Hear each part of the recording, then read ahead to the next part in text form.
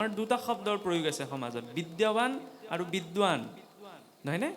ভক্তটো ৰাৱণো আছিল, মহাদেৱৰ কিমান প্ৰপন্ন ভক্ত, নহয়নে? কেৱল ভক্ত হ'লেই নহ'ব, আপোনাৰ খবৰ হয়তো কথাটো অকণমান সহমত নহ'বও পাৰে, কিন্তু কেৱল ভক্ত হ'লেও নহ'ব যদিহে কৰ্মবিলাক অশুদ্ধ হয়। মই ভক্তি কৰিছোঁ, কিন্তু যদি মোৰ কৰ্মবিলাক বেয়া হয়, মই জানো গতি পাম? ৰাৱণ ইমান প্ৰপন্ন ভক্ত আছিল, মহাদেৱৰ কাৰণে বেলপাত দিয়ে, তেওঁ 10টা মূৰ দি দিছিল, অৰ্পণ কৰিছিল, নহয়নে? নৱগ্ৰহ দশদিগপালক নিজৰ ঘৰত বন্দী কৰি ৰাখিছিল, ইমান ক্ষমতাশালী, ইমান শ্ৰেষ্ঠ আছিল, কিন্তু হ'লেও হ'ল কি হ'ল? চৰিত্ৰটোত দাগ লাগিলে ন, কলংকটো বৰ ডাঙৰ কথা। এতিয়া সত্ৰাজিতৰ দ্বাৰা ভগৱান কৃষ্ণক দিয়া সেই কলংকৰ উপাখ্যানিটো চলি আছে শ্যামন্ত শৰণত, নহয়নে? কলংকটোৱে যেতিয়া ভগৱন্তৰ প্ৰতি প্ৰয়োগ হৈছিল, তেতিয়া ভগৱন্তও চিন্তিত হ'ব লগা হৈছিল। সেইকাৰণে কলংকবিহীন জীৱনটোৰ কথা ভাগৱতে কয়। কলংকযুক্ত বগা কাপোৰখনত দাগ এটা লাগিলে সেইটো আৰু ধুলেও এৰ খাই নাযায়, হাড়ডাল ভাগিলেও জোৰা দিব পৰা যায়, কিন্তু বিষটো সদায় থাকি যায়, নহয়নে? বিষটো একেবাৰে নিৰ্মূল হৈ নাযায়। সেইকাৰণে খুন্দা নোখোৱাকৈ জীৱনটো যাপন কৰাটো হৈছে আচল কথা। ৰাৱণ বিদ্যাৱান আছিল, 4 বেদৰ ওপৰত ভাষ্য লিখিছিল, ইমান ডাঙৰ শ্ৰেষ্ঠ পণ্ডিত আছিল, ঋষিমুনিসকলেও তেওঁৰ পণ্ডিতৰ আগত নতমস্তক হৈ পৰিছিল। সেইটোকে কোৱা হয় হাই কোৱালিফিকেশ্যন। ৰাৱণ বহুত হাই কোৱালিফাইড মানুহ আছিল, কিন্তু ৰাৱণৰ কোৱালিফিকেশ্যন আমাক লাগে জানো? নালাগে, আমাক ৱেল কোৱালিফিকেশ্যন লাগে, নহয়নে? সেইবাবে বিদ্যাত বিনয়ী ভাৱটো যুক্ত হোৱাৰ কথা কৈছে। বিদ্যা দদাতি বিনয়ম, বিনয়ম দদাতি পাত্ৰম।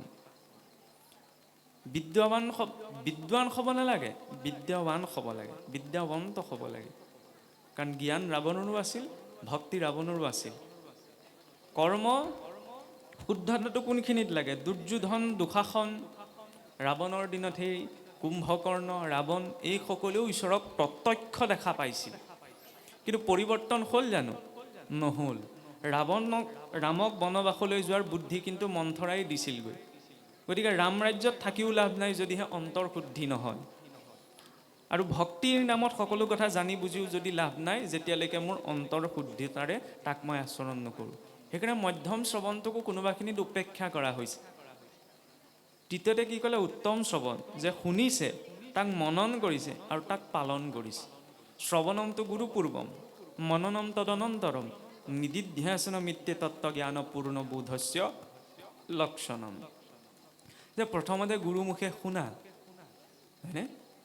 শাস্ত্ৰৰ যিকোনো কথা পোনপ্ৰথমতে গুৰুমুখে শুনাটো প্ৰয়োজন। গুৰুমুখে শুনাৰ পাছতহে তাৰ ওপৰত চিলমোহৰটো আহে। আমি নিজ বুদ্ধিৰে শাস্ত্ৰ অৰ্থ ব্যাখ্যা কৰিব নোৱাৰোঁ, কাৰণ ইটো মহাভাগৱত বেদ বেদান্তৰো তত্ত্ব, নানা অৰ্থ আছে জানায়াত, সাধু সংগ বিনে তাক বুজিবা কন পাৰিবা, ইটো কথা কহিলো হুষাৰ। ইয়াত বিভিন্ন বেদ বেদান্ত, সৰ্ববেদান্ত হৈছে আৰু শ্ৰী ভাগৱতম মিশ্ৰতে। বিভিন্ন দৃষ্টিকোণৰ বিভিন্ন আছে। প্ৰকৃত অৰ্থটো কোনখিনিত পাম? যেতিয়া গুৰুমুখে তাক জনা যাব, নহয়নে? সেইকাৰণে পোনপ্ৰথম প্ৰত্যক্ষ সেই ঈশ্বৰজনৰ আশ্ৰয় লৈ যোৱাটো প্ৰয়োজন। প্ৰথম গুৰুৰ আশ্ৰয়। শ্ৰৱণমটো গুৰুপূৰ্বম। শুনি পেলাই কি কৰিম? আমাৰ সেইকাৰণে চাবচোন শৰণ দিওঁতে গুৰুৱে হৰিভকত পাতি দিয়ে। আমি ভাবি থাকোঁ কি হৰিভকতজনেই ধৰি লওক পিছত ছাতি ধৰিবলৈ পাতি দিয়ে, আৰু সেইটোতো সামাজিক চিন্তা। এই কথাকেইটা পাহৰি নাযাবলৈ হৰিভক্তিৰ সাক্ষী ৰূপত আমাক পাতি দিয়ে, নহয়নে? কিন্তু চৰকাৰে কোনখন আঁচনিত কেইটকা দিছে সেইটো মনত ৰৈ যায়, গুৰুৱে দিয়া কথাকেইটা মনত ৰৈ নাযায়, সুধিবলৈও নাযাওঁ, হয়নে? সেইকাৰণে কেৱল আশ্ৰয় কৰিলেই নহ'ব, তাত বিশ্বাসটোতো লাগিব, তাত শ্ৰদ্ধাটোতো লাগিব। বিনা সমৰ্পণত ভক্তি প্ৰকাশ নাপায়। সেইবাবে ভক্তি শব্দৰ অৰ্থ হৈছে সমৰ্পণ, ভজসেৱায়াম। বিনা সমৰ্পণত ভক্তি কেতিয়াও প্ৰকট হ'ব নোৱাৰে। এতিয়া সেই কথা ক'বলৈ যাওঁতে আমি ভাগৱতত যদি চাওঁ, এটা সুন্দৰ ব্যৱস্থা দেখুওৱা হৈছে, যিটো ক্ৰমে আমি মনুষ্য জীৱনত ভক্তি মাৰ্গত আগবাঢ়িব পাৰোঁ। আৰু ঈশ্বৰৰ চৰণৰ সৈতে যুক্ত হোৱাৰ কোনখিনিত প্ৰয়োজনীয়তা আছে? কাৰণ ইমান আমি ঈশ্বৰ কৈ আছোঁ, কৃষ্ণ কৃষ্ণ কৈ আছোঁ, কিয়নো লাগে? লাভটোনো কি হ'ব? ঈশ্বৰক পোৱাৰ পিছততো কাম একো নাথাকে, জীৱ পূৰ্ণ হৈ যাব। ঈশ্বৰক সেইকাৰণে প্ৰাপ্ত কৰিবলৈ আমি চেষ্টা কৰিব নালাগে, আৰু ঈশ্বৰক আমি কোনেও প্ৰাপ্তও কৰিব নোৱাৰোঁ। কাৰণ ঈশ্বৰক দৰ্শন কথাৰ যদি আমি ক'বলৈ যাওঁ, সেইবাবে চাবচোন কলি যুগত ঈশ্বৰক দৰ্শনত গুৰুত্ব এটা দিয়া হোৱা নাই। কাৰণ ঈশ্বৰক আমি দৰ্শন কৰিবও নোৱাৰোঁ, আৰু দৰ্শন কৰিবলৈ গ'লে যিকণ পৰিৱৰ্তন হৈছে চাবলৈ গ'লে সেইকণো নোহোৱা হৈ যাব। ভগৱানক চাবলৈ বোলে জ্ঞানৰ চক্ষু লাগে, গীতাত দেখুৱালে অৰ্জুনক জ্ঞান চক্ষু দি দিলে, জ্ঞান চক্ষুৰ জৰিয়তে ভগৱন্তক অৰ্জুনে দৰ্শন কৰিলে। কিন্তু অৰ্জুনৰ অৱস্থাটো কি হ'লগৈ? পিছত সেই অৰ্জুনেই ক'লে যে প্ৰভু তোমাৰ এই ৰূপ সম্বৰণ কৰা, মই আৰু তোমাৰ এই দিব্য ৰূপটো এই দুটা চকুৰে চাই থাকিব নোৱাৰোঁ, তুমি আকৌ দ্বিভুজ ৰূপত গুচি আহা। যেতিয়া জ্ঞান চক্ষু দিয়াৰ পাছত স্বয়ং অৰ্জুনে ভগৱন্তক প্ৰত্যক্ষ কৰিব নোৱাৰিলে, আমি জানো পাৰিম? নোৱাৰোঁ। আৰু দ্বিতীয় কথা হ'ল কি, ভগৱন্ত যে প্ৰত্যক্ষ ৰূপত আমাৰ স্মৃতিলৈ নাহে, এইটো বহুত ডাঙৰ কৃপা। কেনেবাকৈ আহিবলৈ হ'লে জীৱৰ নাগতি নাস্থাং হৈ যাব। এই কথাটো আপুনি সহমত নহ'ব পাৰে, কিন্তু কিয় কোৱা হৈছে? আমি কেতিয়াবা ৰাস্তাইদি যেতিয়া গৈ থাকোঁ, ক'ৰবাত যেনিবা ধুনীয়া ঘৰ এটা দেখিলোঁ, ধুনীয়া ঠাই এডোখৰ দেখিলোঁ, পটককৈ চকুটো যায় নে নাযায়? বোলে ভাল লাগিছে দেই জেগাডোখৰ। ক'ৰবালৈ যদি গ'লে কোনোবাই ভাল কাপোৰ এযোৰ পিন্ধি আহে, আমি ভাল বেয়া পিছত সোধোঁ, কাপোৰযোৰ ক'ৰ পৰা ল'লে? ধুনীয়া গাড়ী এখন দেখিলেও আমি কওঁ গাড়ীখন ধুনীয়া লাগিছে। কোনোবাই দামী মোবাইল এটা ল'লেও তালৈও চকুটো যায়, নহয় জানো? যিটো মানুহে, যিটো জীৱই ধুনীয়া ঘৰখনলৈ দেখি আকৰ্ষিত হৈছে, মানে তাত লাগিছে, কাপোৰযোৰৰ প্ৰতি ইমান চিন্তা কৰিছে, যিটো মানুহে দামী মোবাইলটো দেখি আকৰ্ষিত হৈছে, যিটো মানুহে ভাল ধৰি লওক কিবা এটা সৌন্দৰ্যতা দেখি আকৰ্ষিত হৈছে, সেইটো মানুহে বা ঈশ্বৰৰ দৰ্শনৰ লুটটো ল'ব পাৰিবনে? আমাৰ আইসকলেতো 16 শৃংগাৰহে কৰে, বোলে 16বিধ শৃংগাৰ আছে আইসকল। ভগৱানৰতো 32 অলংকাৰ আছে। সেইটো দিব্য ৰূপত যদি সন্মুখত উপস্থিত হ'বলৈ হয়, আপুনি মই প্ৰত্যক্ষ দৰ্শন কৰিব পাৰিমনে? নোৱাৰোঁ। সেইবাবে ভাগৱতৰ মাৰ্গত ঈশ্বৰৰ দৰ্শনত কিন্তু গুৰুত্ব এটা দিয়া হোৱা নাই, ঈশ্বৰক অনুভৱত গুৰুত্ব এটা দিছে। আৰু সেই অনুভৱো প্ৰত্যক্ষ নহয়, পৰোক্ষ অনুভৱ। কিয়? কাৰণ ল'ৰা ছোৱালী যদি ৩-৪ বছৰ দিন ঘৰখনৰ পৰা আঁতৰত আছে, ৩-৪ বছৰৰ মূৰত যেতিয়া সেই ল'ৰা ছোৱালী স্কুল কলেজ ইত্যাদি সংক্ৰান্ত বা চাকৰি ক্ষেত্ৰতে যেতিয়া 3-4 বছৰ 5 বছৰৰ মূৰত এই ঘৰৰ পৰা আঁতৰি থকা মানুহজন ঘৰলৈ আহে, সেইদিনা ঘৰখনত যিটো তেওঁৰ প্ৰতি স্নেহ, আনন্দ, প্ৰেম, সদায় ঘৰত থকাজনৰ প্ৰতি একেটা হয় জানো? একেটা নহয়। কিন্তু মই ঘৰত সদায় আছোঁ, মোৰ প্ৰতি যিটো ঘৰখনত ভাৱ বা মোৰ আনৰ প্ৰতি যিটো ভাৱ, এইটো গতানুগতিক ধাৰাত চলি আছে। কিন্তু যদি ঘৰৰে মানুহ এজন 5-6 বছৰ বহুত আঁতৰত থাকিবলৈ হয়, তাৰপিছত যদি ঘৰলৈ আহে, সেইদিনা ঘৰত পৰিৱেশটো কেনেকুৱা হ'ব? সেইবাবে পৰমাত্মা আৰু জীৱাত্মাৰ মাজত বিৰহৰো প্ৰয়োজন। বিৰহে ভক্তি প্ৰকট কৰে, ভক্তিক পৰিপুষ্ট কৰে। সেইবাবে একাদশত যদি আমি চাওঁ, ভক্ত উদ্ধৱৰ লগত যেতিয়া ভগৱন্ত আছিল, তেতিয়া তেওঁ প্ৰাপ্ত হৈ আছিল। যেতিয়া ভগৱন্ত গুচি গৈছিল, ভগৱন্তৰ বিৰহত উদ্ধৱৰ ভক্তি পৰিপুষ্ট হৈছিল। কাৰণ ভক্ত উদ্ধৱটো পূৰ্বতে জ্ঞানমাৰ্গী আছিল। বৰ ধুনীয়া প্ৰসংগ এতিয়াহে। এদিন কি হৈছিল, যেতিয়া ভগৱান কৃষ্ণই ঋষি শান্তিপনীৰ ওচৰত শিক্ষা গ্ৰহণ কৰি দ্বাৰকালৈ উভতি আহিছিল, দ্বাৰকালৈ উভতি অহাৰ পাছত কি হৈছিল, তাৰ আগছোৱাটো আই দৈৱকী আৰু বসুদেৱে ভগৱান কৃষ্ণক লগ নাপালে। শিশুকালটো আপোনাৰ ব্ৰজত পাৰ হ'ল, ব্ৰজৰ পৰা আহি পেলাই ইফালে কংসক বধ কৰাৰ পাছতেই হস্তিনাপুৰলৈ গুচি গ'ল, দ্বাৰকা স্থাপন কৰি আকৌ শান্তিপনী ঋষিৰ ওচৰলৈ গ'ল। মানে আই দৈৱকী আৰু বসুদেৱে ভগৱান কৃষ্ণক নিজৰ পুত্ৰৰ লগত শান্তিৰে বহি এসাঁজ খাবলৈ সুবিধা পোৱা নাই। যেতিয়া গুৰুকুলৰ পৰা ভগৱন্ত উভতি আহিছে, উভতি অহাৰ পিছত আই দৈৱকীয়ে বলদেৱক সুধিছে যে বলো তুমিয়ে কোৱাচোন, কৃষ্ণ আটাইতকৈ কি খাই ভাল পায়? তেওঁৰ আটাইতকৈ প্ৰিয় ভোজন কি? কাৰণ আজিলৈকে মই তেওঁৰ লগত একেলগে বহি মাতৃৰূপত একো এটা নিজে বনাই খুৱাবলৈ পোৱাই নাই। গতিকে তুমি কোৱা, কৃষ্ণটো আজি গুৰুকুলৰ পৰা উভতি আহিব, মই কৃষ্ণই ভাল পোৱা কিবা এটা ভোজন বনাম। তেতিয়া বলদেৱে ক'লে, বোলে মাতৃ, বোলে তুমি কৃষ্ণৰ প্ৰিয় ভোজনৰ বাবে বেলেগ বিশেষ চেষ্টা কৰিব নালাগে। কৃষ্ণ আটাইতকৈ প্ৰিয় হৈছে বোলে মাখন, হয়নে? গতিকে মাখন অকণমান প্ৰস্তুত কৰা, তাতেই তেওঁ বোলে তুষ্ট হ'ব। এই বুলি কোৱাৰ পিছত বিভিন্ন 56 প্ৰকাৰৰ ভোগ বনাই পেলাই বোলে তাৰ লগতে মধ্যতে এই মাখনৰ বাতিটো থৈ দিছে। ভগৱান কৃষ্ণ আহিল, ভোজনৰ পাতত বহিল, বহাৰ লগে লগে এতিয়া নিজৰ পুত্ৰক আই দৈৱকীয়ে কি কৰিছে, সেই মাখন অকণমান মুখত যেতিয়া দিবলৈ আগবাঢ়িছে, তেতিয়া দেখাৰ লগে লগে ভগৱান কৃষ্ণৰ চকুৰ পৰা একদম চকু পানী সৰাসৰে বৈ আহিছে। তেতিয়া মাতৃ দৈৱকীয়ে ভাবিছে যে মই কিবা ভুল কৰিলোঁ নি? কাৰণ খাবলৈ দিছোঁ, কৃষ্ণই লাহেকৈ চকু পানী বৈ আহিছে। তেতিয়া ভগৱান কৃষ্ণ ইমানেই ভাৱ বিভোৰ হৈ গ'ল, সেইবাবেই কোৱা হয় ভগৱানক পাবলৈ কি লাগে? ভাৱ। ভাৱেন লভতে জ্ঞানম, ভাৱেন লভতে সৰ্বম, ভাৱেন লভতে দেৱ দৰ্শনম। ঈশ্বৰক যেতিয়া দেউৰীজনে শৰাই ভাগো দিয়ে, মহাপ্ৰসাদ খাবলৈতো ঈশ্বৰ নাহে, একোতো পৰিৱৰ্তন নহয়, তাৰ মাহ এটাও ইফাল সিফাল নহয়। তেতিয়াহ'লে কিয় দিওঁ? কাৰণ ভাৱেৰে দিয়ে ন, ভাৱেৰে দিয়াৰ লগে লগে কি হয়? সেই ভাৱ গ্ৰহণ কৰিলে সেয়া প্ৰসাদ হয়। ভাৱগ্ৰাহী জনাৰ্দন। বিদুৰৰ পত্নীয়ে দিয়ে সেইকাৰণে কলৰ বাকলিটোও খাইছিল, ভাৱ আছিল। দুৰ্যোধনৰ ৰাজকাৰেঙত আকৌ ভাৱ নাই, সেইকাৰণে পৰিত্যাগ কৰি গুচি আহিলে। সেইকাৰণে মানুহো সেই স্থানলৈহে যাব লাগে যি স্থানত ভাৱ আছে। বোলে সুবিধাবিলাক আছে, তাত বোলে কোনোবা অপমানিত হৈছে, কোনোবা নিন্দিত হৈছে, নহয়, সেই স্থান পৰিত্যাগ কৰিব লাগে। য'ত ভাৱ আছে তাতেই সমৰ্পণ আছে। আৰু যাই হওক, ভগৱন্ত ইমান ভাৱ বিভোৰ হৈ পৰিল, দেখাৰ লগে লগে সেই সৰহৰে চকু পানী ওলাই আহিবলৈ ধৰিলে।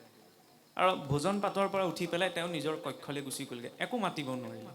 তেতিয়া ইমান এটা মানে অসহজ পৰিস্থিতি দেখি পেলাই আই দৈৱকী হতভম্ব হৈ পেলাই বলুদেৱক সুধিছে যে কি হ'ল, যে কৃষ্ণই একো নোখোৱাকৈ একো নোকোৱাকৈ ইমান দূষিত মনেৰে যে নিজৰ কক্ষলৈ গুচি গ'ল। তেতিয়া বলুদেৱে কৈছে বোলে মাতৃ এয়া একো নহয়, এই মাখনকণ দেখাৰ লগে বোলে ব্ৰজলৈ মনত পৰিছে। চাবলৈ গ'লে মথুৰা আৰু ব্ৰজৰ ভিতৰত বেছি দূৰত্ব নাই, 8 কিলোমিটাৰৰ ডিষ্টেঞ্চ আজিৰ গণনাৰে চাবলৈ গ'লে, কিন্তু বিৰহত আছে। ব্ৰজবাসীসকলেও ইচ্ছা কৰিলে ভগৱান কৃষ্ণক দেখা কৰি যাবহি পাৰে, 8 কিলোমিটাৰনো কিমান দূৰত্ব। বা ভগৱান কৃষ্ণও সময় অকণমান উলিয়াই সেই নন্দ যশোদা বা ব্ৰজৰ গোপীসকলক দেখা এটা কৰি থৈ আহিব, কিন্তু নাই যোৱা। কিয় নাই যোৱা? কাৰণ যেতিয়া আঁতৰত থকা যায়, সহজে পোৱা নাযায়, তেতিয়া সেই বিৰহত সমৰ্পণটো আৰু অধিক পৰিপুষ্ট হৈ যায়। ভক্তৰ ভাৱৰ আগত ভগৱন্তও বিক্ৰয় গুচি গৈছিল। সেইবাবে যিজন ভগৱন্ত কৃষ্ণক পুতনা, অঘাসুৰ, বকাসুৰ, কালিৰ পৰা আৰম্ভ কৰি কংসলৈকে কন্দুৱাব নোৱাৰিলে, এই সামান্য মাখনকণ দেখাৰ লগে লগে সেইজন কৃষ্ণই আজি কান্দি কান্দি নিজৰ কক্ষলৈ সোমাই গ'ল। ইয়াত যুক্তিযুক্ততাৰ স্থান নাই, ইয়াত ভাৱৰ স্থান আছে। আমি ভাৱবিলাক আজিকালি সংসাৰত লগাই থৈ দিওঁ, সেইকাৰণে কেতিয়াবা আমাৰ হৃদয়বিলাক ভাগি ছিগি চুৰমাৰ হয়। সংসাৰত ভাৱ নহয়, সংসাৰত বুদ্ধিটো লগাব লাগে, হয়নে? ভাৱটো ক'ত লগাব লাগে? ঈশ্বৰত। আমি ঈশ্বৰৰ ক্ষেত্ৰত আজিকালি বেছিকৈ যুক্তিটো লগাওঁ। এই ভাগৱত শুনি থাকিলে কি লাভ হ'ব, ভাগৱত শুনিলে খাবলৈ পাম নি, নহয় জানো? কেতিয়াবা মনলৈ আহিবও পাৰে। ভাগৱত শুনিলে এনেও কোনেও খাবলৈ নাপায়, ভাগৱত পঢ়িলেও কোনেও খাবলৈ নাপায়। কোনোবাই খাবলৈ পায় জানো? নাপায়। তেতিয়া কিয় শুনিব লাগে, কিয় পঢ়িব লাগে? কাৰণ কিবা এটা খাওঁতে, ক'ৰবালৈ যাওঁতে, কিবা এটা কাম কৰোঁতে মনত যিটো স্থিৰতাৰ প্ৰয়োজন, মনত যিটো শান্তিৰ প্ৰয়োজন, মনত যিটো পৰিতুষ্টিৰ প্ৰয়োজন, সেইটো ভাগৱতে দিব পাৰে, হয়নে? কাৰণ ভক্তসকলে জীৱনত ইমানবিলাক কষ্ট অনুভৱ কৰি গ'লে, আমি কি কষ্ট পাইছোঁ। ভক্ত প্ৰহ্লাদ, ভক্ত ধ্ৰুৱ, মহাৰাজ অম্বৰীশ, ৰজা হৰিচন্দতো সৰ্বশান্ত হ'বলগীয়া হৈছিলগৈ ইমান বেয়া পৰিৱেশতো। তেওঁলোকে যে জীৱনটোক লৈ কাহিনীও বিলাপ নকৰিলে, হাই বোলে কণা ভগৱানে মুখে পালেগৈনে, কোনটো জনমতনো কি পাপ কৰিছিলোঁ, এষাৰোতো নাই কোৱা। তেওঁলোকে মটিভেশ্যন ক'ৰ পৰা পাইছিল? আজিকালি মটিভেশ্যন কথাবিলাক ড্ৰাগছৰ নিচিনা, অকণমান সময় থাকে আৰু তাৰপিছত একেধাৰলৈ গুচি যায়। সেইকাৰণে মটিভেশ্যনটো একেবাৰে স্থায়ী উৎসটোৰ পৰা ল'ব লাগে, ভগৱন্তৰ পৰা। আৰু যাই হওক, তাৰপিছতে তেনেকুৱাতে কি হৈছিল? উদ্ধৱ উপস্থিত হ'লি। উদ্ধৱ উপস্থিত হোৱাৰ পিছত বোলে কি হ'ল? বোলে দ্বাৰকাধিপতি কৃষ্ণৰ চকুৰ পৰা অশ্ৰু নিগৰিছে, কাৰণ কি? তেতিয়া বলদেৱে আৰু আই দৈৱকীয়ে দূষিত মনেৰে ক'লে যে উদ্ধৱ কি ক'বা, যে আজি সেই ভোজনত মাখনকণ দিওঁতে সেই মাখনৰ পৰা ভগৱানৰ মনত সেই ব্ৰজৰ স্মৃতিটো আকৌ জাগ্ৰত হৈ পৰিল। তাৰ ফলতে তেওঁ মনৰ দুখত ভোজন পাতৰ পৰা উঠি গুচি গৈছে। তেতিয়া উদ্ধৱে কৈছে বোলে এইটো কি কথা? যিজন কৃষ্ণই মহাভাৰতৰ যুদ্ধৰ মাজত অৰ্জুনক মোহগ্ৰস্ত, অৰ্জুনক মোহ নষ্ট কৰিলে, আজি সেইজন জগতৰ ঈশ্বৰ মাখনকণলৈ দেখি মোহগ্ৰস্ত হৈছে, এইটো কি কথা? এই কথাটোকে দেখি উদ্ধৱ মনতে ভাবি পেলাই কৃষ্ণৰ কক্ষত প্ৰৱেশ কৰিলে। যে তেতিয়া উদ্ধৱ সোমাই যোৱাৰ লগে লগে উদ্ধৱক মাতি নিলে, বহিবলৈ দিলে। তেতিয়া উদ্ধৱে ভগৱন্তক বুজনি দিছে যে প্ৰভু, তুমিতো জগতৰ ঈশ্বৰ।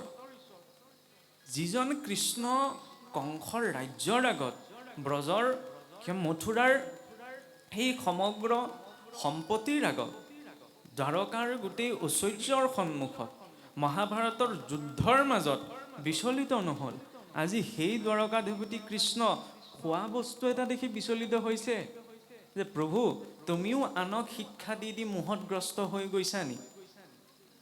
উদ্ধৱে ক'লে এইটো কি? এইটো জ্ঞানৰ অভিমান, হয়নে? জ্ঞানত সমস্যা সেইখিনিতে আছে। কেতিয়াবা জ্ঞানী হওঁতে হওঁতে ভাৱবিলাক উপেক্ষা হৈ যায়। কৰ্ম মাৰ্গ বুলি বেলেগ মাৰ্গ নাই।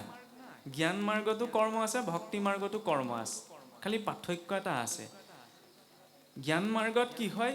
জ্ঞান মাৰ্গক প্ৰাধান্যতা দি, জ্ঞানক প্ৰাধান্যতা দি ভক্তিক উপেক্ষা কৰি কৰ্ম কৰা যায়। সেইবাবে সি অহংকাৰ বৃদ্ধি কৰে, মই কৰিছোঁ, মোৰ কৰিছোঁ, নহয় জানো? কাম ক্ৰোধ লোভ মোহেও ইমান সমস্যা সৃষ্টি নকৰে যিমান অহংকাৰে সৃষ্টি কৰে। ভগৱান কৃষ্ণক বান্ধিবলৈ যাওঁতে মাতৃ যশোদাৰ মনত কাম ক্ৰোধ লোভ মোহ মদ মাচৰ্য ঈৰ্ষা অসূয়া একোৱেই নাছিল। থকা সম্ভৱ জানো জগতৰ ঈশ্বৰৰ মাতৃৰ মনত?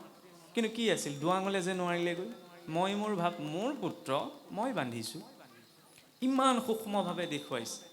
আৰু আপোনাৰ মোৰ দিনটো মই মোৰ শব্দ দুটা ব্যৱহাৰ নকৰাকৈ নহয়, পাৰেই নহয়। সকলো ক্ষেত্ৰতে মই, সকলো ক্ষেত্ৰতে মোৰ, নহয়নে?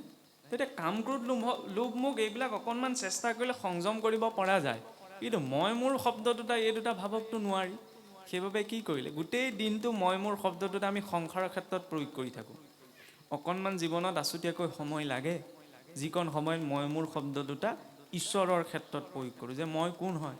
তোমাৰ চাকৰৰো চাকৰ, ইয়াত কোনো মালিক নাই। চাকৰ শব্দটো আমাৰ নামৰ আগত যদি আমি প্ৰয়োগ কৰিব পাৰিলোহেঁতেন, আমাৰ অহংকাৰ বহুত নাইকিয়া হ'লহেঁতেন। কিন্তু নকৰোঁ বাৰু, এইটো ব্যৱহাৰিক ৰূপত মই কোৱাগৈ নাই, নহয়নে? চাকৰ বুলি ক'লে আমি কাৰোবাৰ ঘৰত কাম কৰা মানুহ বুলি ভাবোঁ, কিন্তু আল্টিমেটলি চাবলৈ গ'লে চব লোকৰ ঘৰত কাম কৰা মানুহে। নিজৰ ঘৰ বুলিবলৈতো একো নাই। মনত সান্তনা দিবলৈ নিজ নিজ বুলি আৰু কুটাই লৈছোঁ, নহয় জানো? সেইটোও মায়া। বিয়া বাৰু পাতি ল'ৰা ছোৱালী জন্ম দিয়াটোৱেই মায়া নহয় নহয়। আমাৰ সাধাৰণ মানুহে সেইটোকে ভাবি থাকে, সংসাৰী হোৱা মানে বোলে মায়াত থকা, নহয়নে? মায়া মোহ যিকোনো বস্তুৰ পৰা উপজিব পাৰে। মহাৰাজ ভৰতেচোন গোটেই ৰাজ্য ভাৰ এৰি থৈ যোৱাৰ পিছতো হৰিণ পলিটোত মোহগ্ৰস্ত হৈ পৰিছিল। জৰুৰী নহয় যে মোহ আসক্তি স্পেচিফিক বস্তু এটাৰ পৰাই আহিব, সকলোৰ পৰা আহিব পাৰে। সৰুৰ পৰা সৰু বস্তুটোৰ পৰা সতৰ্কতাটো লাগে। জ্ঞানে কিন্তু সেই সতৰ্কতাটো নিদিব পাৰে। মই ভাগৱত পঢ়িছোঁ, মই বুজিছোঁ, ইমানখিনি মানে মোৰ কথা শুনি আছে, মই বুজিব পৰা হৈছোঁ নহয়। এইটো কি? অভিমান। সেইবাবে জ্ঞানত গতি নাই বুলি কৈছে। আনহাতে ভক্তিতো কৰ্ম কৰা যায়, কাৰণ এই অনুষ্ঠানভাগটো ভক্তিপৰক কৰ্ম। এই অনুষ্ঠানভাগ কৰিবলৈ যাতে বহি থাকোঁতেতো সকলো হৈ যোৱা নাই, ইয়াতোতো কৰ্ম আচৰণ কৰিব লগা হৈছে। ভক্তি মাৰ্গত কি কৰা যায়? জ্ঞানক উপেক্ষা কৰি সমৰ্পিতভাৱেৰে কৰ্মটো কৰা যায়, কিন্তু কৰ্ম ইয়াতো ত্যাগ কৰা নাযায়। কৰ্ম সকলো জীৱই আচৰণ কৰিব লাগিব, কৰ্ম নকৰাকৈ কোনো থাকিব নোৱাৰে। খালি তাৰ ওপৰত, নহয়নে? আইৰণৰ কোট এটা আছিল, সেইটো আঁতৰাই পেলাই গল্ডেন কোটটো লগাই ল'ব লাগিব। সেইটো হৈছে সমৰ্পণ, যে মই মোৰ ভাৱত কৰা নাই, ঈশ্বৰে মোক নিৰ্বাচন কৰিছে, সেইবাবে মই কৰিবলৈ পাইছোঁ। আৰু এই কথা কওঁতে তেতিয়া ভগৱান কৃষ্ণই বুজি পাইছিল, তেতিয়ালৈকে উদ্ধৱ জ্ঞান মাৰ্গী আছিল। ভক্ত উদ্ধৱ প্ৰথমৰ পৰা ভক্তি মাৰ্গত নাছিল নহয়, প্ৰথমতে জ্ঞানী আছিল। জ্ঞান মাৰ্গত ব্ৰহ্মৰ উপাসনা কৰিছিল। তেতিয়া ভগৱন্তই গম পালে, আচ্ছা মোক যিটো বস্তুৱে, যিটো বিষয়ে বিৰহ উৎপন্ন কৰে, তাত কেতিয়াও মোহ থাকিব নোৱাৰে, নহয়নে? কিন্তু যিটোৰ চিন্তা কৰোঁতে, যিটোৰ অপ্ৰাপ্তিত ইন্দ্ৰিয়বিলাক সক্ৰিয় হয়, তাতহে মোহে ক্ৰিয়া কৰে, নহয়নে? আমি যেনেকৈ ধৰি লওক কোনোবা আত্মীয় এজন ঢুকাই গ'লেও আমি কি কওঁ? বোলে মই আমুক ঢুকাই, আজিৰ পৰা কোনে মাতষাৰ দিব? শুনিবলৈ অকণমান কটু হয়, কিন্তু সেইটো এক প্ৰকাৰৰ মোহেই। মই ভৱিষ্যতে মোক মাতষাৰ দিয়া এইজন মানুহ নাই, আমুকটো গোটাই দিয়া এই মানুহজন নাইকিয়া হৈ গ'ল, সেইকাৰণে মই কান্দিছোঁ। সঁচাকৈ যদি বিৰহ থাকিলেহেঁতেন তেতিয়া জীৱনৰ প্ৰতিটো সময়তে, কিন্তু চাবচোন আমি যিমানেই নিজৰ ভাল পোৱা স্নেহ আনৰ প্ৰতি নেদেখুৱাওঁ কিয়, মৃত্যু হোৱাৰ কিছু বছৰ পাৰ হোৱাৰ লগে লগে সকলোৱে সকলোকে পাহৰি যায়। সেইটো বাস্তৱ সত্য। আপুনি ভাবি চাওকচোন, নিজৰ পিতৃ মাতৃ ঢুকাই যোৱাৰ পিছত, ককা আইতাক ঢুকাই যোৱাৰ পিছত আমাৰ নিজৰেই মনত নাথাকেগৈ, কেইবছৰমানলৈহে। সেইটো বিস্মৃতি, তাত মোহ আছিল। মোহ লাহেকৈ নাইকিয়া হৈ হৈ গৈ থাকে, কিন্তু য'ত বিৰহ আছে সেইটো কেতিয়াও শেষ নহয়। সেইবাবে সৃষ্টিৰ আদিৰে পৰা এতিয়ালৈকে প্ৰত্যেক জীৱ, কোনোবাই ক'ব পাৰে যে মই ঈশ্বৰক নামানো, বৰকৈ ইমান কথাত লাগি নাথাকোঁ, সেইটো তেওঁ জীৱনৰ পোৱা নোপোৱাৰ ওপৰত নিৰ্ভৰ কৰে। কিন্তু কথা হ'ল কি, সকলো এটা বিৰহত দগ্ধ হৈ আছে। কি বিৰহত দগ্ধ হৈছে? সকলোকে পূৰ্ণত্ব লাগে। আমি যে সংসাৰখনত সুখ বিচাৰি ঘূৰি ফুৰিছোঁ, ভাবিছোঁ এইটো বস্তু গোটাই ল'লে মই সুখ পাম, মোৰ ভাল লাগিব, কিন্তু বস্তুটো যেতিয়া প্ৰাপ্ত হৈ গ'ল তাৰপিছত আকৌ তাতোতকৈ অধিক ইচ্ছা এটা জাগ্ৰত হয়, তাতোতকৈ অধিক কিবা এটা পোৱাৰ। কোনেও ক'ব নোৱাৰে সংসাৰত যে মই তৃপ্ত হৈ গ'লোঁ, মোক আৰু একো নালাগে। সেইটো কেৱল বস্তুৱেই নহয়, ভাবো হ'ব পাৰে। কাৰণ সংসাৰত লাহেকৈ তৃপ্তিটো বা তৃষ্ণাটো বৃদ্ধি হৈ গৈ থাকে। একমাত্ৰ ঈশ্বৰ প্ৰাপ্তিত সেই তৃপ্তিটো নিষ্কাশন হয়গৈ, যিটো ব্যাসদেৱৰ জৰিয়তে প্ৰথম স্কন্ধতে দেখুৱালে। ইমানবিলাক উপাসনাৰ কথা ক'লে, ইমান জ্ঞান চৰ্চা কৰিলে, কিন্তু মনৰ শান্তিটো পোৱা নাই। কিয়? কাৰণ পূৰ্ণত্ব ক'ত আছে? একমাত্ৰ ঈশ্বৰক। এই জীৱয়ো যেতিয়ালৈকে ঈশ্বৰক পাব নোৱাৰে তেতিয়ালৈকে পূৰ্ণ হ'ব নোৱাৰে। আমি সেইকাৰণে য'তে ত'তে সুখ বিচাৰি ঘূৰি ফুৰোঁ, নহয়নে? পোনপ্ৰথমতে বোলে মানুহক জীৱনত টকা পইচা কিয় অৰ্জন কৰে? নিজৰ প্ৰয়োজনীয় বস্তুখিনি গোটাই ল'বলৈ। প্ৰয়োজনীয় বস্তুখিনি গোটাই লৈ আমি কি কৰোঁ? তাক ভোগ কৰোঁ, উপভোগ কৰোঁ। আৰু উপভোগৰ পাছত ভাবোঁ কি তাৰ পৰা আমাৰ আনন্দ আহিব, সুখ পাম। কিন্তু সেইটো বোলে অস্থায়ী হয়। এইটো মই ক'বলৈ যোৱা নাই যে সংসাৰখনত থাকিবলৈ হ'লে সাংসাৰিক সেই সুখখিনিক পৰিত্যাগ কৰিব লাগিব, কোনেও নোৱাৰে। আৰু যদি কোনোবাই কৈছে যে সাংসাৰিক সুখ পৰিত্যাগ কৰিহে ঈশ্বৰক পোৱা যাব, তেতিয়াহ'লে সেইটো এটা ভ্ৰমহে। সাংসাৰিক সুখক কোনেও পৰিত্যাগ কৰিব নোৱাৰে, অন্ততঃ শৰীৰটোৰ ভিতৰত থকালৈকে। কাৰণ আপুনি মই কিবা এটা খোৱা বোৱাৰ ক্ষেত্ৰত বিচাৰ কৰিব পাৰোঁ, কিন্তু খাব সকলোৱে লাগিব, নহয়নে? এতিয়া খাবলৈ যাওঁতে সেইটোতো ইন্দ্ৰিয়ৰ পৰিতুষ্টি। গতিকে কেনেকৈ আমি নিজৰ ভোগৰ মাধ্যমবিলাকক এৰিব পাৰোঁ? আৰু তাৰ পৰিমাণটো কম বেছি হ'ব পাৰে, সেইটো বেলেগ কথা। কিন্তু ভোগ সকলোৱে কৰি আছে। খালি সেই ভোগত সতৰ্কতাটো লাগে। কাৰণ ভাল লাগিলে, ভোক লাগিলে খোৱাটোততো কাৰো আপত্তি নাই। ভোক লাগিলে কাৰণে তেওঁ ভাতকেইটা খালে। ভাল লাগিলে কাৰণে যদি মাছে মঙহে পালে খায়ে আছে। সেইটো আকৌ পেটৰ বেমাৰ সৃষ্টি কৰিব নহয়। সেইকাৰণে সংযমটো লাগে। শাস্ত্ৰও সেইবাবেই দিয়া হৈছিল, শাসনত ত্ৰায়তে ইতি শাস্ত্ৰ। মানুহৰ জীৱনটোত শাসনৰ মাজত চলিবলৈ শাস্ত্ৰক প্ৰণয়ন কৰা হৈছিল।